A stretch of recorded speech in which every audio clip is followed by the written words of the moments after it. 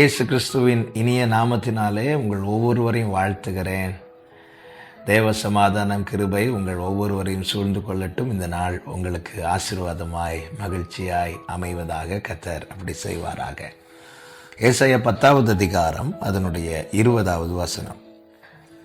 அக்காலத்திலே இஸ்ரவேலில் மீதியானவர்களும் யாக்கோபின் வம்சத்தில் தப்பினவர்களும் பின் ஒருபோதும் தங்களை அடித்தவனை சார்ந்து கொள்ளாமல் இஸ்ரவேலின் பரிசுத்தராகிய கர்த்தரையே உண்மையாய் சார்ந்து கொள்வார்கள்.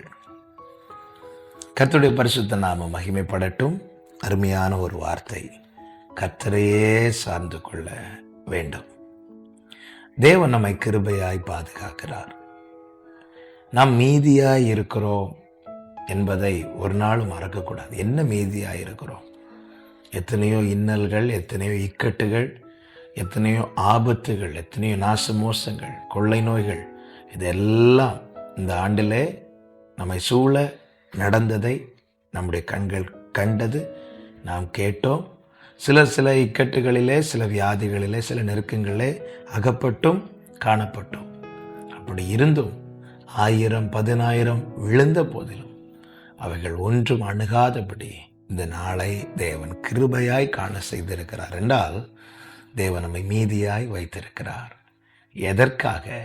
கர்த்தரையே சார்ந்து கொள்ள வேண்டும் என்பதற்காக. மாண்டு போயிருக்க வேண்டிய நம்மை மீதியாக வைத்திருக்கிறார். தேவன் நம்மை கிருபையாய் பாதுகாக்கிறார். இந்த வார்த்தையை கவனித்தீர்களானால் தெரியும்.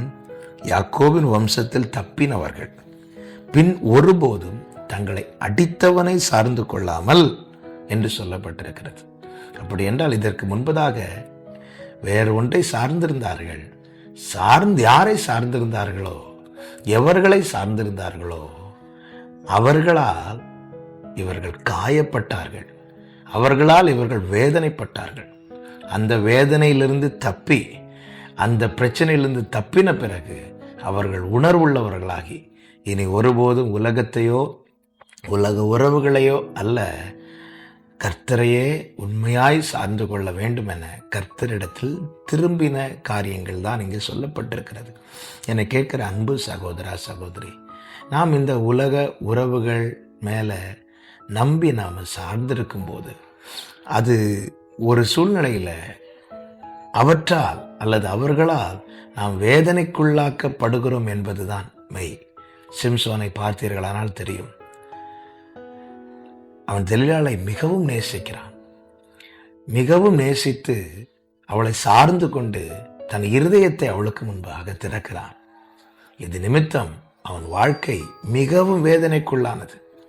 அவன் பிடிக்கப்பட்டான். அவன் தலை முடி வெட்டி எடுக்கப்பட்டது, மொட்டையடிக்கப்பட்டான். அவன் கண்கள் பிடுங்கப்பட்டது. எல்லாரையும் பயங்காட்டினவனை வேடிக்கை பொருளாய் எல்லாருக்கும் முன்பாய் நிற்க வைக்கிற அளவுக்கு அவன் வாழ்க்கை மிகவும் வேதனைக்குள்ளானது. என்னை கேட்கிற ஒவ்வொருவருக்கும் இயேசுவின் நாமத்தில் சொல்லுகிறேன், சார்ந்து கொள்ள கிறிஸ்து உண்டு. கர்த்தரை மட்டும் சார்ந்து கொள்ளுங்கள். உலகத்தையோ உலக உறவுகளையோ அல்ல. தேவன் தந்த எல்லா உறவுகளுக்காய் ஸ்தோத்திரம். தேவன் தந்த எல்லா நன்மைகளுக்காய் ஸ்தோத்திரம். அவைகள் நாம் சார்ந்து கொள்வதற்காய் தேவன் தரவில்லை. சார்ந்து கொள்ள ஒரே ஒருவர் இருக்கிறார், ஆண்டவராகிய இயேசு கிறிஸ்து இருக்கிறார். கர்த்தரையே சார்ந்து கொள்ளுங்கள். உண்மையாய் சார்ந்து கொள்ளுங்கள். அவர் ஒருபோதும் உங்களை காயப்படுத்த மாட்டார்.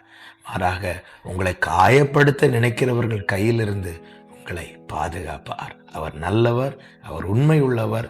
அவரை நம்பின ஒருவரும் வெட்கப்பட்டு போக, ஏமாற்றம் அடைந்து போக அவர் விடமாட்டார். சார்ந்து கொள்ளுங்கள் கர்த்தரையே.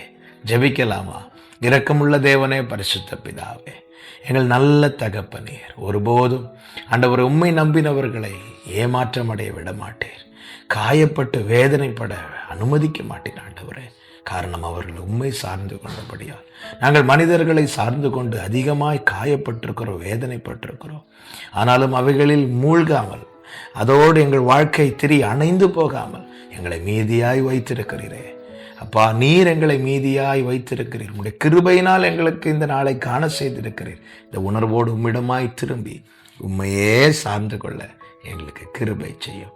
ஒவ்வொருவரையும் ஆசீர்வதியும், அப்படியே மாற்றும். இரட்சகர் இயேசு கிறிஸ்துவின் நாமத்தில் பிதாவே, ஆமென், ஆமென்.